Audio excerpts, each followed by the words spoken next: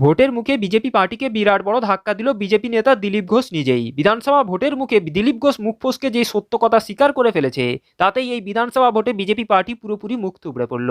যেই দিলীপ ঘোষ কদিন আগেই বলছিল এবারের ভোটে জিতে মন্ত্রী হব, কিন্তু এবার সেই দিলীপ ঘোষ ভোটের মুখে মুখ ফসকে যে সত্য কথা স্বীকার করে নিয়েছে, তাতেই এই বিধানসভা ভোটে বিজেপি পার্টির পুরোপুরি গোহারান হার হলো। তো চলুন দিলীপ ঘোষের এই ভিডিওটি ধৈর্য ধরে শেষ পর্যন্ত দেখুন। প্রথমে দেখুন দিলীপ ঘোষ নিজের মুখে কিভাবে ভোটে জিতে মন্ত্রী হওয়ার কথা বলেছিল, এবং শেষে দেখুন বিজেপি নেতা দিলীপ ঘোষ ভোটের মুখেই এখন কি মুখ ফসকে সত্যি কথা বলে ফেলেছে, তাতে বিজেপি পার্টি এখন কত বড় বিপদে পড়ে গেল।